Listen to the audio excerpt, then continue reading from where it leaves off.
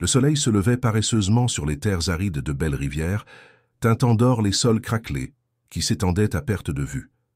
Bernard Dumas ajusta son chapeau usé sur sa tête et soupira profondément, observant les pâturages vides qui autrefois étaient verts et abondants. La sécheresse durait depuis 5 mois, et avec elle les espoirs de la famille s'amenuisaient comme les eaux du ruisseau. « Papa, où vas-tu sitôt ?» La voix douce de Charles résonna dans le matin silencieux. Le garçon de 10 ans apparut, à la porte de la modeste maison, se frottant les yeux encore ensommeillés. « Je vais jeter un œil au ruisseau, fils. Qui sait, peut-être y reste-t-il encore un filet d'eau. » Bernard força un sourire mais ne put cacher l'inquiétude qui pesait sur ses épaules voûtées. Dans la cuisine, Marie remuait une marmite presque vide, essayant de faire durer le peu de haricots qui restait pour un repas de plus. Ses cheveux noirs, autrefois brillants, semblaient maintenant aussi ternes que l'espoir qui s'obstinait à ne pas s'éteindre complètement. « Bernard, il faut qu'on parle quand tu reviendras, » dit-elle, sans lever les yeux de la marmite. Le ton, grave dans la voix de son épouse, fit s'arrêter l'homme sur le seuil de la porte. « C'est à propos de ce dont nous avons parlé hier ?» demanda-t-il, baissant la voix pour que Charles n'entende pas. Marie se contenta d'acquiescer. La proposition du commerçant du village d'acheter leur propriété pour une somme dérisoire était toujours présente dans leurs esprits, comme une ombre qui les suivait. C'était peu d'argent, mais peut-être la seule issue pour recommencer, ailleurs. Bernard embrassa le front de sa femme et suivit le sentier poussiéreux. Ses pas soulevèrent de petits nuages de poussière rouge qui dansaient dans l'air matinal. Le silence de la campagne n'était brisé que par le chant lointain d'un loriot et par le bruit sourd de ses bottes usées. Arrivé au ruisseau, il découvrit le lit presque sec, seules quelques flaques d'eau boueuse résistant bravement au soleil implacable. C'est alors qu'il aperçut une forme immobile sur la berge. Il s'approcha avec prudence, le cœur battant. Un cheval gisait là, si maigre que les côtes se dessinaient sous son pelage terne. L'animal respirait avec difficulté, l'un de ses antérieurs visiblement blessé. Ses yeux, bien qu'éteints par la souffrance, gardaient encore une lueur qui toucha quelque chose de profond dans la poitrine de Bernard. « Pauvre bête !» murmura-t-il, s'agenouillant à côté de l'animal. « Comment es-tu arrivé jusqu'ici, hein ?» Instinctivement, il porta la main au canif dans sa poche. Dans la région, tous savaient que prolonger la souffrance d'un animal blessé était une cruauté. Mais lorsqu'il leva la main, quelque chose d'extraordinaire se produisit. Le cheval, dans un effort qui semblait consumer ses dernières forces, tourna la tête et lécha doucement la paume de Bernard. Ce geste simple, cette démonstration de confiance au milieu du désespoir, changea tout. Bernard rangea son canif et passa tendrement la main sur le museau de l'animal. « Tu veux vivre, n'est-ce pas ?» chuchota-t-il. « Alors, essayons. » Le transport jusqu'à la maison fut une opération compliquée. Bernard improvisa une civière avec des branches et des morceaux de toile, tirant précautionneusement l'animal blessé. Le cheval ne résista pas, comme s'il comprenait qu'on l'aidait. Quand il arriva dans la cour, Marie sortit en courant de la maison suivie de près par Charles. « Bernard, pour l'amour du ciel, que as-tu fait ?» Sa voix sortit plus forte qu'elle ne l'aurait voulu, chargée de désespoir. « Nous avons à peine de quoi manger, et tu ramènes une bouche de plus à nourrir ?»« Maman, regarde-le !» Charles s'approcha du cheval sans crainte, ses yeux brillants de curiosité. « Il est blessé, mais regarde comme il est beau !»« La beauté ne remplit pas l'estomac, mon garçon. » Marie croisa les bras, mais Bernard vit qu'elle était aussi touchée par la situation de l'animal. « Marie, je sais que ce n'est pas le moment pour ça, mais... » Bernard retira son chapeau, passant la main dans ses cheveux grisonnants. « Il m'a demandé de l'aide. Quand un être vivant demande de l'aide, on ne peut pas lui tourner le dos. » Le cheval fut installé dans la petite grange qui servait autrefois à stocker le fourrage.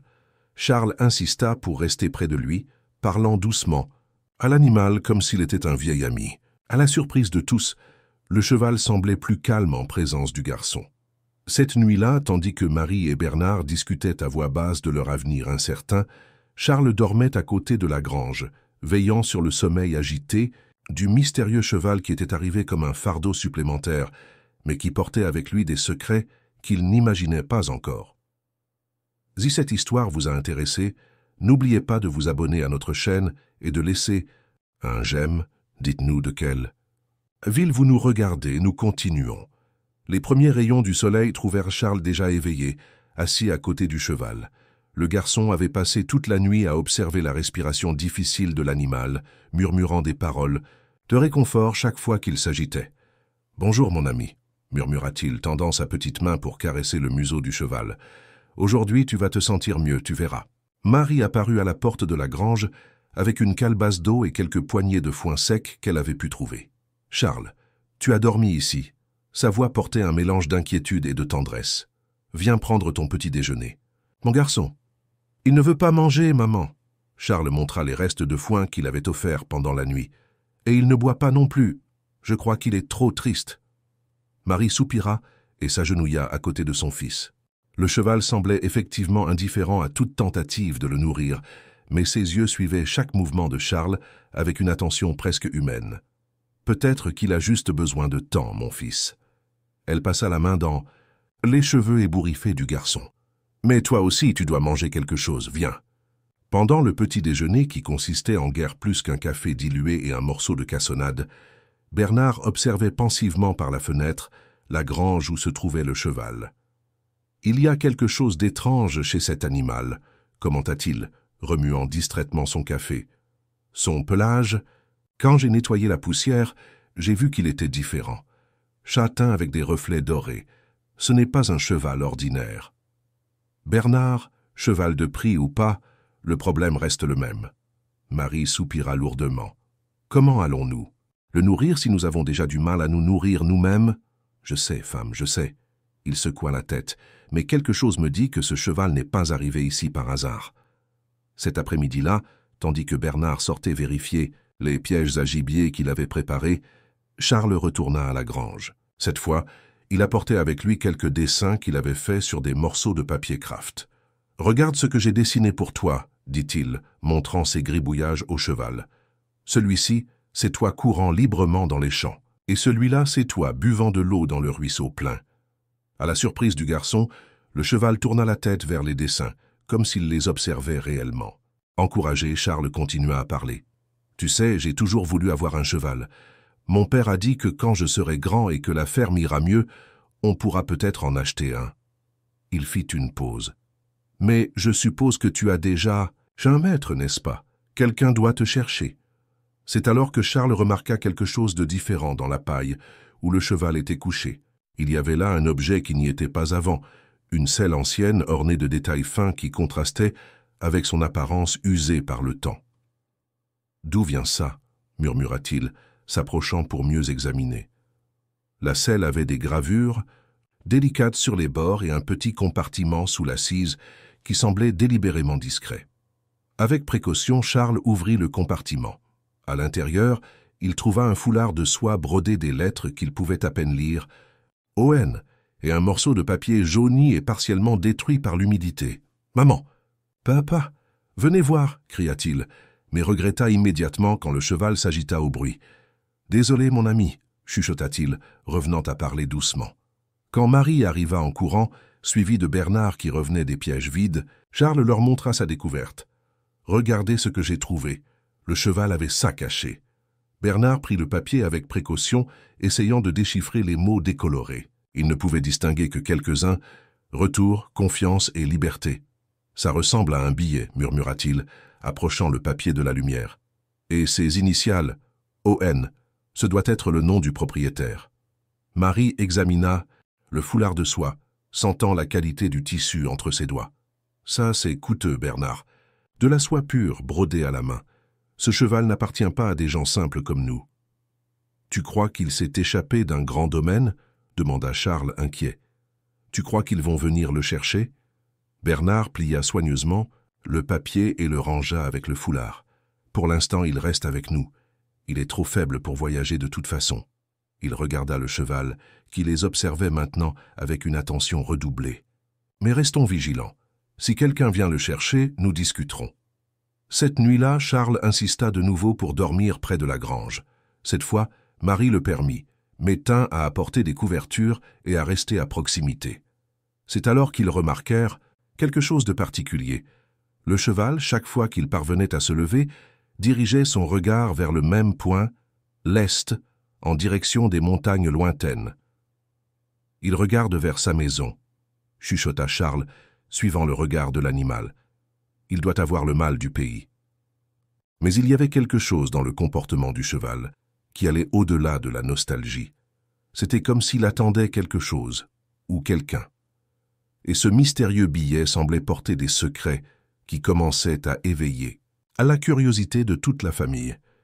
Une semaine s'était écoulée depuis l'arrivée du cheval, et Charles était devenu son gardien non officiel. Le garçon passait des heures à parler avec l'animal, qui montrait progressivement des signes d'amélioration physique, bien qu'il refusât toujours de manger convenablement. « Tu sais, Tonnerre, » dit Charles, donnant enfin un nom au cheval, « je crois que tu gardes un secret très important. » Il caressa l'encolure de l'animal. « Mais ne t'inquiète pas, je ne le dirai à personne jusqu'à ce que tu sois prêt. » Le plus intéressant était que le cheval semblait répondre au nom. Ses oreilles bougeaient chaque fois que Charles disait « Tonnerre », et ses yeux brillaient d'une reconnaissance qui dépassait la simple coïncidence. Marie observait de la fenêtre de la cuisine, partagée entre l'inquiétude pour les finances et l'affection qu'elle commençait à ressentir pour l'animal. Bernard avait réussi à attraper 2 petites tatous dans ses pièges, ce qui garantirait des protéines pour quelques jours, mais la situation restait critique. « Bernard » appela-t-elle lorsque son mari entra pour déjeuner, « une lettre est arrivée aujourd'hui de la banque. » Le visage de Bernard s'assombrit immédiatement. Il savait que ce n'était pas de bonnes nouvelles. D'une main tremblante, il ouvrit l'enveloppe et lut rapidement le contenu. « 60 jours, murmura-t-il, se laissant tomber sur une chaise. Ils nous donnent 60 jours pour régler la dette, ou ils exécutent l'hypothèque. Marie sentit le monde tourner. C'était moins de temps qu'il ne l'imaginait. « Et le commerçant du village ?» demanda-t-elle, faisant référence à la proposition d'achat de la propriété. « Il a offert beaucoup trop peu. Ça ne suffit même pas à couvrir ce que nous devons. » Bernard soupira profondément. Peut-être que si on lui reparle. La conversation fut interrompue par les aboiements du chien du voisinage et le bruit d'une voiture qui approchait. Il était rare de recevoir des visites, encore plus en véhicule. Par la fenêtre, ils virent une berline noire s'arrêter dans la cour, soulevant un nuage de poussière rouge. 2 hommes descendirent de la voiture, un homme d'âge moyen bien habillé malgré la chaleur, et un autre que Bernard reconnut immédiatement. « Monsieur André ?» Bernard sortit pour accueillir les visiteurs, surpris de voir cette vieille connaissance de la région. « Bernard, mon ami !» Monsieur André sourit, mais il y avait quelque chose de forcé dans son expression. « Voici le docteur Nicolas, avocat de la capitale. Il cherche quelque chose, et tu pourrais peut-être l'aider. » Le docteur Nicolas se présenta avec une poignée de main, ferme et un sourire professionnel. Ses vêtements étaient coûteux, et ses petits yeux perçants examinaient discrètement tout ce qui l'entourait. « Monsieur Dumas, je suis venu jusqu'ici parce que j'ai entendu dire que vous auriez pu trouver un cheval perdu. » Sa voix était polie, mais il y avait une urgence mal dissimulée. « Un animal de grande valeur sentimentale pour mon client. » Marie rejoignit le groupe, tenant Charles par la main. Le garçon regardait les étrangers avec méfiance. « Quel genre de cheval ?» demanda Bernard, prudent. « Un spécimen rare au pelage châtain avec des reflets dorés. Il a disparu il y a quelques mois pendant un violent orage. » Le docteur Nicolas sortit quelques photos de la poche intérieure de sa veste. « Il appartient à monsieur Olivier Navarre, d'une famille traditionnelle de l'intérieur du Languedoc. » Les photos montraient clairement un cheval identique à Tonnerre, et l'une des images présentait la même selle travaillée que Charles avait trouvée. Le garçon serra plus fort la main de sa mère. Quelque chose chez ces hommes le rendait inquiet, bien qu'il ne sût pas expliquer quoi. « L'animal est encore très affaibli, » dit Bernard, choisissant ses mots avec soin. « Il est arrivé ici presque sans vie. Je ne sais pas s'il supporterait un voyage. » « Ah, ne vous inquiétez pas pour ça. » Le docteur Nicolas fit un geste de la main. « Nous avons des vétérinaires spécialisés et un transport adéquat. Et, naturellement, la famille Navarre souhaite récompenser ceux qui ont si bien pris soin de l'animal. » La mention d'une récompense fit briller les yeux de Marie un instant, mais Bernard resta prudent. « Puis-je voir le cheval ?» demanda le docteur Nicolas, se dirigeant déjà vers la grange. « Non. » La voix de Charles sortit plus forte qu'il ne l'aurait voulu. Tous se tournèrent pour regarder le garçon qui rougit, mais resta ferme. Il n'aime pas les étrangers. Il devient très agité. C'était vrai. Chaque fois que quelqu'un d'autre que la famille s'approchait, Tonnerre montrait des signes de nervosité. Le docteur Nicolas sourit, mais ses yeux restèrent froids. Bien sûr, les animaux traumatisés ont besoin d'attention. Il tendit une carte à Bernard. Mais nous ne pouvons pas laisser ce pauvre animal souffrir loin de chez lui. Et si je revenais demain avec le vétérinaire? Après le départ des visiteurs, la famille se réunit dans la cuisine. Charles était visiblement perturbé. « Papa, je ne les ai pas aimés, » dit le garçon. Et Tonnerre non plus. Quand ils sont arrivés, il est devenu tout nerveux, essayant de se cacher. Bernard, pensif, faisait tourner la carte entre ses doigts. Il y a quelque chose d'étrange dans cette histoire, murmura-t-il. Si le cheval est si précieux, comment se fait-il que personne ne soit venu le chercher avant? Et cet avocat, on aurait dit qu'il savait exactement où nous trouver. Marie regarda par la fenêtre en direction de la grange, où Tonnerre restait maintenant agité, marchant en petits cercles, regardant toujours dans la direction où les visiteurs étaient partis. « Bernard, dit-elle doucement, et s'il mentait ?» La nuit apporta de l'inquiétude à la famille Dumas. Charles avait insisté pour dormir dans la grange, affirmant que Tonnerre était très nerveux après la visite des étrangers. Marie et Bernard parlaient à voix basse dans la cuisine, essayant de décider quoi faire. « Cet homme m'a donné des frissons », confessa Marie, servant un café réchauffé à son mari. « Et tu as vu comment Charles a réagi? Le garçon a une bonne intuition. C'est vrai, et autre chose. » Bernard montra à nouveau la carte de l'avocat. « Cette adresse est à Paris, pas dans le Languedoc, comme il l'a dit. Pourquoi un avocat de la capitale viendrait-il chercher un cheval perdu ?» Le lendemain matin, Bernard prit une décision qui surprit la famille. « Nous allons à Diamantine aujourd'hui. Moi, toi et Charles. »« Diamantine ?»« Bernard, nous n'avons pas d'argent à dépenser pour des voyages, » protesta Marie. « Ce n'est pas une dépense, femme, c'est un investissement. » Il rangea soigneusement le foulard et le billet trouvé avec Tonnerre. « Si ce cheval est vraiment, aussi précieux qu'ils le disent, je dois connaître la vérité avant de le remettre à n'importe qui. » Le voyage jusqu'à Diamantine se fit en stop dans le camion d'un routier connu de la région. Charles emporta quelques dessins qu'il avait faits de Tonnerre, espérant les montrer à quelqu'un qui pourrait reconnaître l'animal. La première halte fut à la bibliothèque municipale, un vieux bâtiment où Madame Élise, la bibliothécaire, était connue pour garder en mémoire pratiquement toute l'histoire de la région. Olivier Navarre. Elle répéta le nom, ajustant ses lunettes tout en réfléchissant. Ce nom m'est familier. Laissez-moi vérifier dans les archives des journaux. Pendant qu'elle cherchait, Charles explorait la bibliothèque, fasciné par les livres sur les chevaux qu'il trouva dans les rayons pour enfants. C'est alors qu'il entendit deux dames discuter à voix basse, à une table voisine. « On dit qu'il a disparu après toutes ces dénonciations, » murmurait l'une d'elles. « Pauvre garçon, découvrir que sa propre famille était impliquée dans ces contrats frauduleux. Oui, et son cheval a aussi disparu. On dit qu'il aimait plus cet animal que les gens, » répondit l'autre.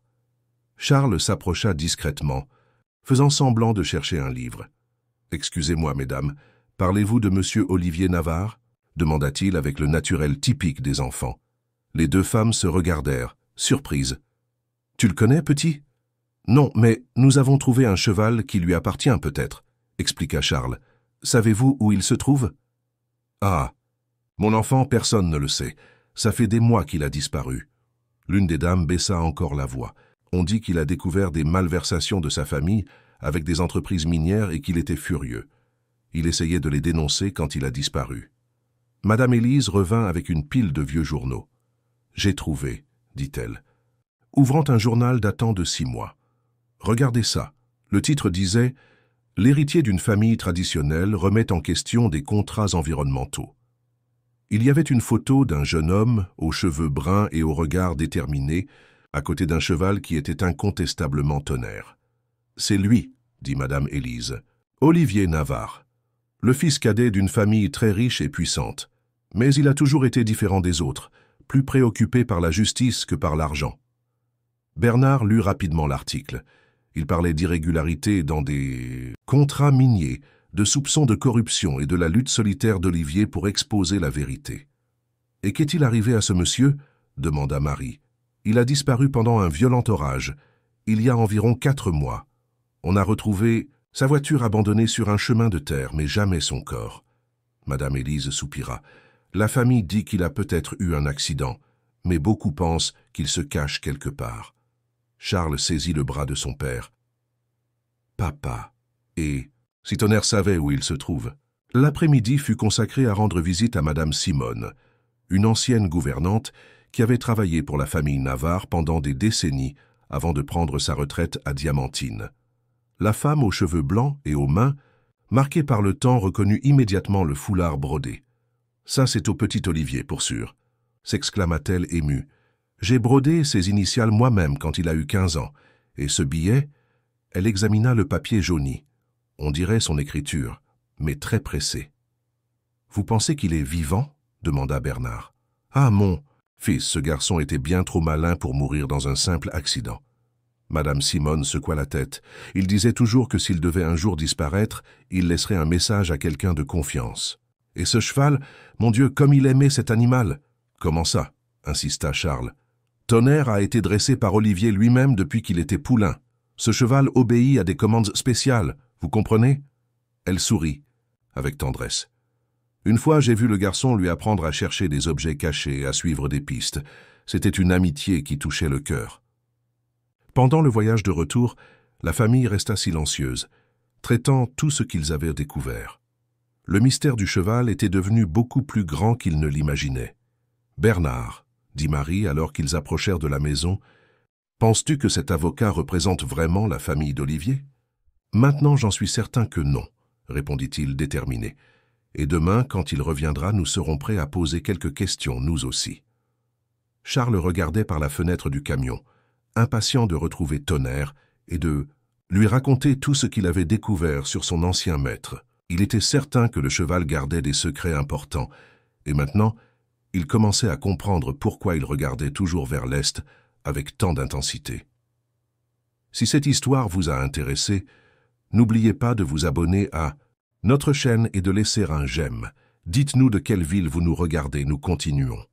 Le soleil était déjà haut quand la berline noire réapparut dans la cour des Dumas. Cette fois, le docteur Nicolas était accompagné non seulement de M. André, mais aussi de 2 autres hommes qui restèrent dans la voiture. Bernard attendait, assis sur la véranda avec une tasse de café à la main et une expression beaucoup plus sérieuse que la veille. Marie et Charles observaient par la fenêtre, comme convenu. « Bonjour, Monsieur Dumas. » Le docteur Nicolas descendit de voiture avec le même sourire professionnel, mais il y avait de l'impatience dans ses gestes. « J'ai amené le vétérinaire comme promis. Nous pouvons emmener l'animal aujourd'hui même. »« Heureux que vous soyez revenu. »« Docteur. » Bernard ne se leva pas, gardant un ton calme, « car j'ai aussi quelques questions à vous poser. » L'expression du docteur Nicolas vacilla un instant. « Des questions ? Bien sûr. Mais quel genre de questions ? D'abord, j'aimerais savoir pourquoi vous avez menti sur votre lieu de travail. » Bernard sortit la carte de sa poche.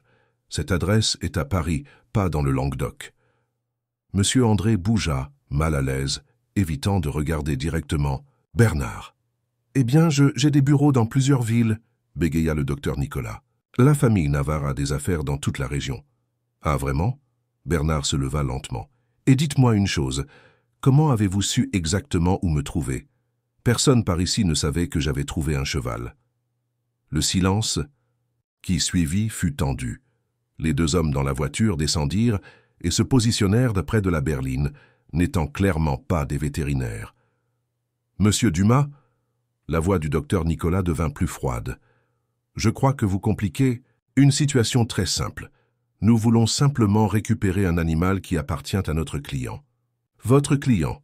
Bernard croisa les bras. « Et par hasard, savez-vous que votre client a disparu depuis des mois, qu'il enquêtait sur la corruption au sein de sa propre famille ?» Le masque de cordialité du docteur Nicolas tomba complètement. « Je vois que vous vous êtes renseigné sur des sujets qui ne vous concernent pas. » Sa voix prit un ton menaçant. « Cela peut être dangereux pour un homme simple comme vous. » C'est alors que Charles apparut à la porte tenant quelques papiers dans ses mains. « Papa, j'ai trouvé d'autres choses sur Olivier, » dit-il assez fort pour que tous entendent. « Il y a même une photo de lui avec Tonnerre dans le journal. » Le docteur Nicolas fit un pas en avant, les yeux fixés sur les papiers que Charles tenait. « Petit, et si tu me donnais ces papiers ? Ils pourraient contenir des informations importantes. » Non. La voix de Charles était ferme, surprenant même le garçon. Vous n'êtes pas qui vous prétendez être. Madame Simone m'a tout expliqué. Madame Simone? Le docteur Nicolas échangea un regard inquiet avec ses compagnons. L'ancienne gouvernante de la famille Navarre, expliqua Bernard, observant la réaction. Elle connaît très bien Olivier, et elle connaît aussi tous les avocats qui travaillent pour la famille. Elle n'a jamais entendu parler de vous. La situation devenait tendue quand Marie sortit de la maison, portant un vieux fusil rarement utilisé. « Je pense qu'il vaut mieux que vous partiez, » dit-elle, avec un calme qui contrastait avec l'arme dans ses mains. « Et ne revenez plus. » Le docteur Nicolas recula de quelques pas, mais son regard restait fixé sur la grange où se trouvait Tonnerre. « Vous ne savez pas à qui vous avez affaire, » grogna-t-il. « Ce cheval possède des informations qui pourraient nuire à des personnes très puissantes. Ce n'est pas juste un animal de compagnie. »« Quel genre d'informations » demanda Bernard. « Rien que des gens simples comme vous n'aient besoin de savoir. » Le docteur Nicolas fit un signe à ses compagnons. « Mais je vais vous donner une dernière chance. Remettez-nous le cheval et oubliez tout ce que vous avez découvert. En échange, je peux vous aider avec vos dettes. » « Comment savez-vous pour nos dettes ?» La voix de Marie était tranchante. Un sourire cruel se forma sur le visage du docteur Nicolas. « Nous savons beaucoup de choses sur vous, famille Dumas. Nous savons pour l'hypothèque, pour le délai que vous avez pour la régler. Ce serait dommage de perdre cette propriété qui est dans la famille depuis si longtemps. Vous nous menacez ?» Bernard fit un pas en avant. « Je vous offre une opportunité d'affaires. » Le docteur Nicolas ajusta sa veste. « Réfléchissez bien. Un cheval blessé contre toute cette propriété, ça ne me semble pas une bonne affaire. » À ce moment, un hennissement fort et prolongé vint de la grange. Tonnerre était clairement agité, comme s'il sentait la tension dans l'air. Charles courut vers la grange, ignorant les cris de ses parents. Quand il y arriva, il trouva Tonnerre debout, alerte, regardant fixement en direction des visiteurs. Mais il y avait quelque chose de différent dans son comportement. Il ne semblait pas effrayé, mais plutôt protecteur. « Tout va bien, Tonnerre, » chuchota Charles. « Ils vont partir maintenant. » À la surprise de tous, le cheval sortit de la grange, boitant légèrement mais avec une posture altière. Il se positionna entre la famille Dumas et les visiteurs, comme un gardien. Le docteur Nicolas regarda le cheval avec une expression qui mêlait convoitise et frustration. « Cet animal sait des choses qui pourraient détruire des familles entières, » murmura-t-il, plus pour lui-même que pour les autres. « Alors peut-être vaut-il mieux qu'il reste bien loin de ceux qui veulent détruire des familles, » répliqua Bernard. D'un geste brusque, le docteur Nicolas indiqua à ses compagnons qu'il était temps de partir. « Ce n'est pas fini, » dit-il en montant dans la voiture. « Vous avez une semaine pour reconsidérer votre décision. » Après que la berline eut disparu sur la route poussiéreuse, la famille se rassembla autour de Tonnerre. Le cheval semblait plus calme, mais ses yeux restaient alertes. « Papa, » dit Charles, caressant l'encolure de l'animal. « Je crois que Tonnerre sait vraiment où se trouve Olivier, et je crois que ces hommes le savent aussi. » Cette nuit-là, aucun membre de la famille Dumas ne parvint à bien dormir. Les menaces du docteur Nicolas résonnaient dans leurs esprits, mais il y avait quelque chose de plus grand qui les tenait éveillés.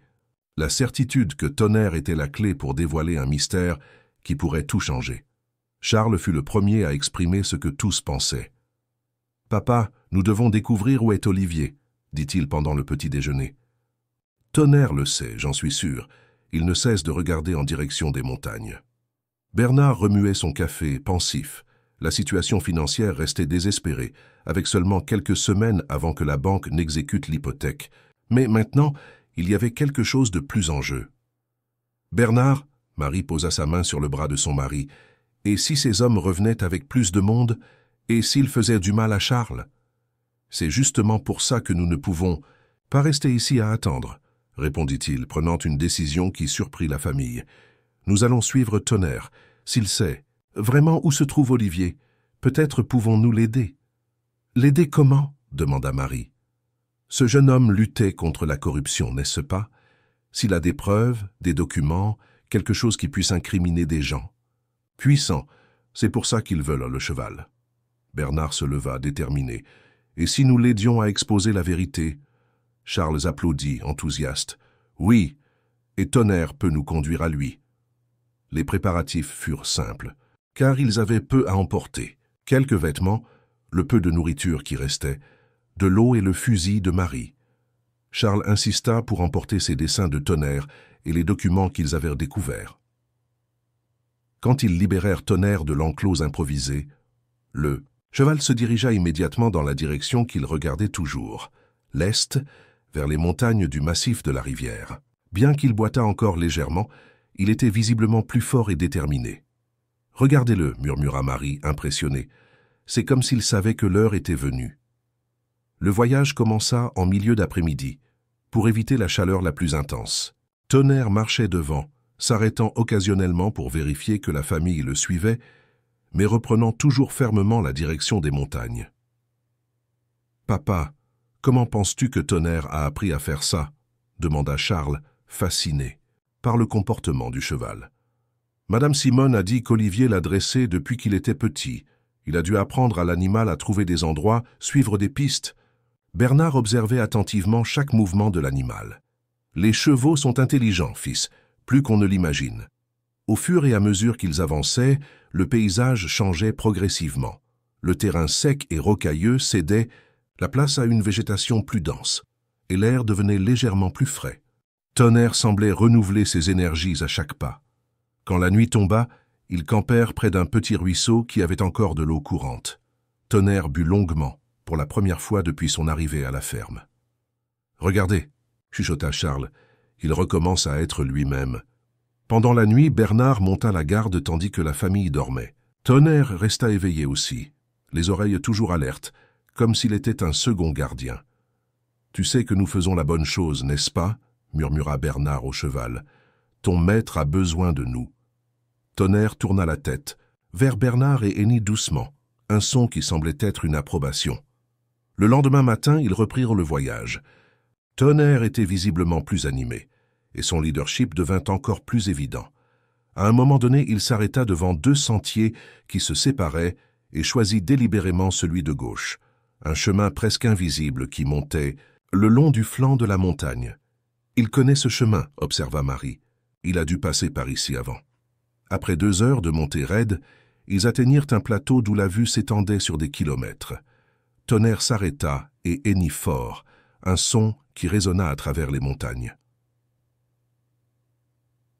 À la surprise de tous, il y eut une réponse, un hennissement lointain qui venait de la direction d'une cascade qu'ils pouvaient entendre, mais pas voir. « Quelqu'un est là » chuchota Charles, ému.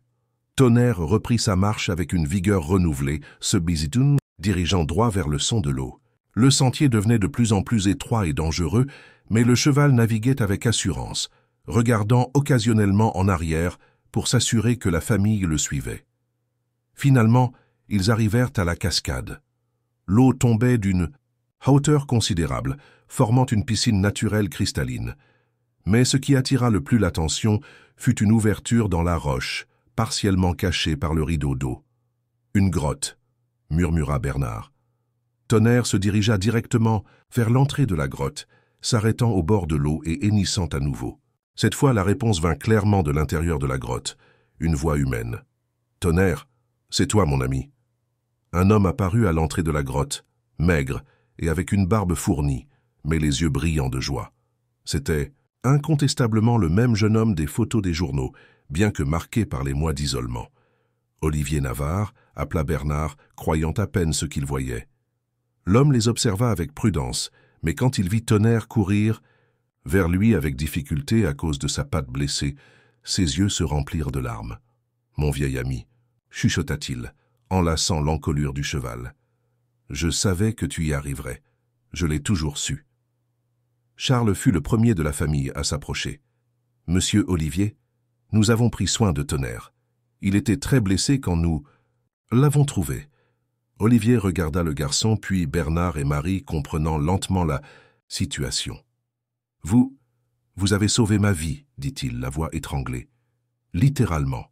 Si vous n'aviez pas pris soin de Tonnerre, il nous a conduits jusqu'ici, » dit Bernard. « Mais des gens le cherchent, des gens dangereux. » Le visage d'Olivier se durcit. « Je sais. C'est pourquoi je me cache. » Il fit un geste pour qu'ils entrent dans la grotte. « Venez, nous avons beaucoup à discuter, et j'ai quelque chose de très important à vous montrer. » La grotte était plus spacieuse qu'elle ne le paraissait de l'extérieur, avec plusieurs chambres naturelles qu'Olivier avait adaptées pour sa survie. Il y avait un espace pour dormir, un autre pour préparer la nourriture, et un troisième qui fonctionnait comme un bureau improvisé, avec des papiers soigneusement organisés sur une table faite de pierres plates.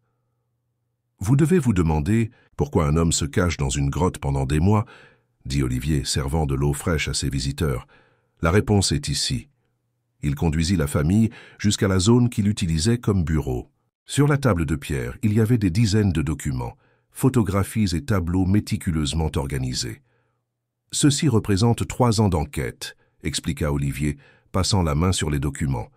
J'ai découvert que ma propre famille, avec des hommes d'affaires et des politiciens, était impliquée dans un système d'exploitation minière illégale qui détruisait les sources et contaminait les rivières dans toute la région. Charles s'approcha, fasciné par les cartes et les photos qui montraient la dévastation environnementale. « Et ils ont fait ça exprès ?» demanda le garçon. « Pire que ça, petit. Ils connaissèrent les dommages et ont continué malgré tout, parce que les profits étaient énormes. » Olivier prit un dossier spécifique. Voici des contrats falsifiés, des rapports environnementaux frauduleux, des paiements à des fonctionnaires. Tout est documenté. Bernard examina quelques documents, impressionné par la quantité de preuves. « Pourquoi n'avez-vous pas apporté cela à la police ?» Olivier sourit amèrement. « Je l'ai fait, à 3 commissariats différents et au procureur, mais le système était si vaste qu'il incluait des gens partout. Chaque fois que j'essayais de faire une dénonciation, elle disparaissait ou était classée pour manque de preuves. « C'est pour ça que vous avez disparu ?» demanda Marie. « Non, j'ai disparu parce que j'ai découvert qu'ils allaient essayer de me faire taire définitivement. » Olivier caressa Tonnerre qui restait à ses côtés. « La nuit de l'orage, j'ai reçu un avertissement de quelqu'un qui avait encore une conscience dans la famille. Ils m'ont dit que j'avais peu d'heures avant qu'ils ne viennent me chercher. » Et Tonnerre! Ah, mon fidèle compagnon ici a été dressé depuis qu'il était petit pour les situations d'urgence. Olivier sourit avec affection au cheval. Il savait exactement où me trouver si je devais disparaître. Mais cette nuit-là, l'orage nous a séparés. Charles regarda Tonnerre avec une admiration renouvelée. « Il vous a cherché tout ce temps ?» « Je le crois. Et quand vous l'avez trouvé, il a dû attendre de se rétablir pour m'amener de l'aide. » Olivier se dirigea vers un autre coin de la grotte. Mais le plus important, je ne vous l'ai pas encore montré. Il déplaça quelques pierres, révélant un vieux coffre enterré dans le sol de la grotte. Avec précaution, il ouvrit le couvercle révélant plus de documents. Mais ceux-ci semblaient différents des autres. « Voici les preuves définitives, » dit-il avec révérence. « Des enregistrements de conversation, des transferts bancaires, des ordres directs pour falsifier des rapports. Tout ce qui serait nécessaire pour démanteler tout le réseau. » Bernard comprit immédiatement l'ampleur de ce qu'il voyait. C'est pour ça que ces hommes voulaient tant Tonnerre. Ils savaient qu'ils pourraient conduire quelqu'un jusqu'à vous. Exactement. Sans ces preuves, ils sont en sécurité. Avec moi. Disparus, ils pensèrent que le problème était résolu. Olivier ferma soigneusement le coffre. Mais il ne comptait pas sur la loyauté d'un cheval et la bonté d'une famille d'étrangers. Marie s'approcha, touchant doucement le bras d'Olivier. « Monsieur Olivier, que comptez-vous faire maintenant ?»« C'est ce que je dois décider. Seul, je ne peux pas faire parvenir ces preuves aux bonnes autorités. Mais avec de l'aide, il regarda chaque membre de la famille. Peut-être est-ce possible. Comptez sur nous, dit Bernard sans hésiter. Après ce que nous avons vécu, après les menaces que nous avons reçues, c'est maintenant notre problème aussi. Charles, qui était resté silencieux en examinant certains documents, leva la tête. Monsieur Olivier, que sont ces entreprises? Ici, il montra une liste de noms. Minera France, Agrovallée, Rivière Pure. Ce sont des sociétés écrans, petits, créées uniquement pour cacher d'où vient l'argent sale. Olivier prit la feuille. Mais pourquoi demandes-tu? Parce que j'ai vu ce nom dans notre région. Charles réfléchit un moment. L'homme qui veut acheter la ferme de mon père travaille pour Agrovallée. Le silence qui suivit fut profond. Olivier regarda Bernard avec une expression de compréhension croissante. « Votre propriété. »« Ils veulent votre propriété, murmura-t-il. Je parie qu'il y a des sources d'eau propres sur votre terre. »« Oui, il y en a, confirma Bernard. Plusieurs. Même avec la sécheresse, elles coulent encore. »« Alors ce n'est pas une coïncidence. » S'ils sont apparus à la recherche de Tonnerre précisément chez vous. Olivier commença à marcher de long en large. Ils ont dû découvrir que le cheval était avec vous et ont vu une double opportunité, récupérer Tonnerre et acquérir une propriété stratégique de plus. Marie comprit les implications. Vous voulez dire qu'ils connaissaient notre situation? Financière? Certainement. Ces personnes ont des informations sur tout ce qui se passe dans la région. Olivier cessa de marcher et regarda directement la famille. Mais maintenant, vous connaissez la vérité. Et ensemble, nous pouvons faire quelque chose que je n'aurais pas pu faire seul. Quoi exactement? Demanda Bernard. Olivier sourit pour la première fois depuis qu'il l'avait rencontré, un sourire qui mêlait détermination et espoir. Nous allons tout exposer, mais pas comme j'ai essayé avant. Cette fois, nous allons nous assurer que les preuves parviennent directement au public, à la presse nationale, au procureur de la République. Il regarda Tonnerre. Et nous allons utiliser leur propre avidité contre eux. Comment? Demanda Charles, les yeux brillants de curiosité. En faisant semblant que vous avez accepté de livrer Tonnerre, expliqua Olivier. Quand ils viendront le chercher, nous serons prêts. Avec des caméras, des témoins, des journalistes. Tout ce dont nous avons besoin pour rendre impossible d'étouffer le scandale. Pour la première fois depuis des mois, la famille Dumas entrevit non seulement l'espoir de sauver leur propriété, mais de faire partie de quelque chose de bien plus grand, la lutte pour la justice et la protection de l'environnement qui soutenait leur vie. Le plan fut élaboré méticuleusement pendant 2 nuits dans la grotte. Bernard retournerait à la ferme et enverrait un message au docteur Nicolas, prétendant que la famille avait décidé de livrer Tonnerre en échange du règlement des dettes. Pendant ce temps, Olivier utiliserait ses contacts restants pour alerter journalistes et autorités fédérales sur ce qui allait se passer. « Souvenez-vous, dit Olivier le matin du départ, le plus important est de s'assurer que tout soit enregistré. Une fois que cette histoire deviendra publique, ils ne pourront plus nous réduire au silence. » Charles serra Tonnerre dans ses bras, les larmes aux yeux. « Tu reviendras vers nous, n'est-ce pas ?» chuchota-t-il à l'oreille du cheval. Tonnerre hennit doucement et lécha le visage du garçon, comme s'il comprenait qu'ils seraient bientôt réunis. Le retour à la ferme fut tendu. Bernard envoya le message par l'intermédiaire de M. André, l'informant qu'il était prêt à négocier. La réponse arriva le jour même. Le docteur Nicolas viendrait le lendemain matin avec l'argent. Pendant ce temps, Marie et Charles préparaient discrètement les caméras prêtées par un journaliste ami d'Olivier, les cachant à des endroits stratégiques autour de la cour. Le matin convenu, 3 voitures arrivèrent à la propriété.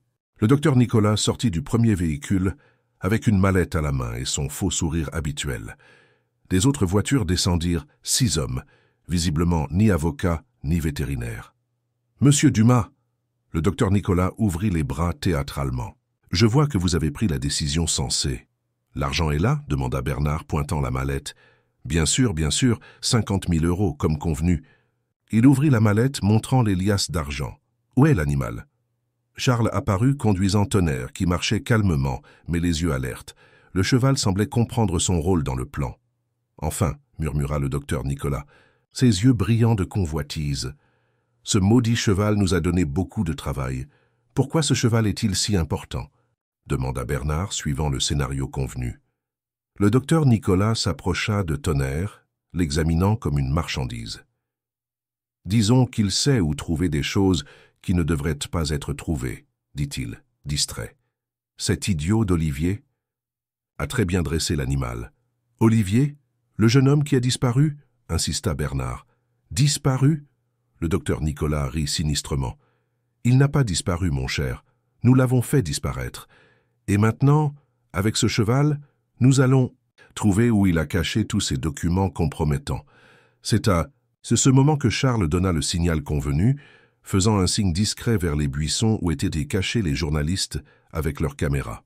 « Et que comptez-vous faire quand vous trouverez les documents ?» demanda Marie, maintenant la conversation. « Tout détruire, bien sûr. » Le docteur Nicolas ne se rendait pas compte qu'il était filmé. Ce petit justicier de pacotille a failli ruiner une affaire de millions. Mais avec lui hors du chemin et sans les preuves... Sans les preuves quoi? La voix forte d'Olivier résonna dans la cour. Le docteur Nicolas se retourna brusquement, le visage pâlissant, lorsqu'il vit Olivier émerger du bois, accompagné d'agents, de la police nationale et de journalistes avec des caméras. Impossible. murmura le docteur Nicolas, reculant. Très possible, dit Olivier, s'approchant avec un sourire triomphant. Et merci d'avoir tout avoué devant les caméras. Cela facilitera grandement le travail de la justice. Les hommes du docteur Nicolas tentèrent de réagir, mais furent rapidement encerclés par les agents. En quelques minutes, tous étaient menottés. Docteur Nicolas, ou plutôt Jules Saunier, fugitif recherché pour escroquerie, dit le commissaire, vous êtes en état d'arrestation pour corruption, association de malfaiteurs, menaces et tentative de destruction de preuves. Charles courut embrasser Olivier, tandis que Tonnerre hennissait fort, comme s'il savait que la bataille avait été gagnée. « Monsieur Olivier, nous avons réussi. »« Oui, nous avons réussi, mon jeune ami. » Olivier serra le garçon dans ses bras. « Vous avez été plus courageux que beaucoup d'adultes. » Dans les jours qui suivirent, l'histoire fit la une nationale. Les preuves collectées par Olivier menèrent à l'arrestation de dizaines de personnes, y compris des politiciens, des hommes d'affaires et des fonctionnaires corrompus. Le système d'exploitation minière illégale fut complètement démantelé. En récompense pour leur collaboration fondamentale, la famille Dumas reçut une somme importante du programme de protection des témoins, suffisante pour régler toutes leurs dettes et même moderniser leurs propriétés. Mais la plus grande récompense vint de façon inattendue. Olivier, reconnaissant pour avoir eu la vie sauve et impressionné par le courage de la famille, décida de s'installer dans la région et d'établir un partenariat avec les Dumas pour transformer la propriété en un projet d'agriculture durable. « Tonnerre vous a choisi », dit-il à Bernard par un après-midi ensoleillé, observant Charles jouer avec le cheval dans le pré. Et j'ai appris à faire confiance à son instinct. Marie sourit, voyant son fils apprendre à Tonnerre à chercher des objets cachés, un jeu qui était devenu une tradition entre eux. Qui aurait cru qu'un cheval blessé changerait ainsi nos vies, murmura-t-elle. Ce n'est pas le cheval qui a changé nos vies, dit Bernard, passant son bras autour des épaules de sa femme. C'est la décision de ne pas tourner le dos à quelqu'un qui avait besoin d'aide. Charles s'approcha en courant, Tonnerre juste derrière lui. « Papa, maman, Tonnerre a trouvé un autre trésor !» Il montrait un morceau de quartz brillant que le cheval avait déterré. Je crois qu'il continuera à trouver des choses spéciales pour toujours. Olivier rit, caressant le museau de Tonnerre. Il le fera certainement, petit. Des chevaux comme lui sont nés pour trouver des trésors. Mais le plus grand trésor qu'il ait trouvé est une famille qui a su reconnaître la valeur de la loyauté et du courage. Le soleil se couchait sur la campagne, mais cette fois, il n'apportait pas la mélancolie de la pénurie. Il apportait la promesse de jours meilleurs, construits sur les fondements solides de la justice, de l'amitié et de la certitude que lorsqu'on fait ce qui est juste, l'univers conspire pour que tout se passe bien. Tonnerre hennit doucement, ne regardant plus vers l'est avec nostalgie, mais vers l'avenir avec espoir, aux côtés de sa nouvelle famille qui avait appris que les plus grands trésors de la vie ne se trouvent pas dans le sol, mais dans le cœur des personnes qui choisissent le bien, même quand tout semble perdu. Si cette histoire vous a intéressé, n'oubliez pas de vous abonner à notre chaîne et de laisser un j'aime. Dites-nous